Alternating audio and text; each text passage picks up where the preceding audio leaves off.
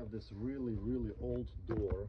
It's really old, and it really it's like almost 2.25 inch wide, really heavy, and it was in a rough shape.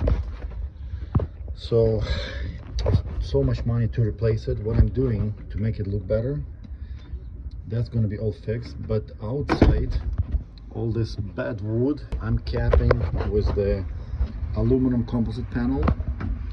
Very simple L-shape, very simple L-shaped forms, and it's going to turn to look. I got this leftover material from a job site. It's a wood grain finish, but it's aluminum, and I wrapped the door on the outside, just a plain that's the screws that hold in the door. I attach it on screws and silicone. Of course, you have to drill all the holes for the logs. That is painted. I just have to do the silicone on the edge here, and that's gonna make the door look way better.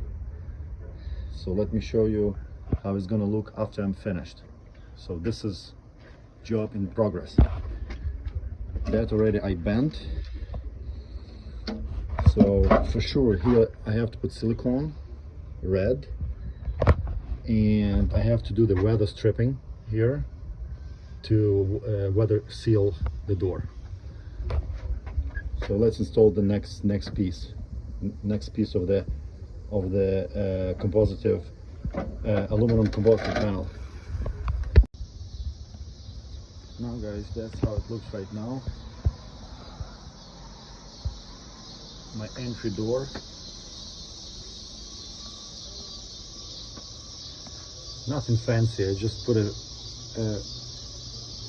aluminum composite panel on the side, just the flat pieces, and I bend the sides. Looks like this now. Unfortunately, I couldn't find the caulking that matches exactly. I just found this caulking that matches close. Of course, I didn't put any metal here. I just put a caulking around the wood and the metal on the frame of the door, and the frame, I mean the door slab and frame itself.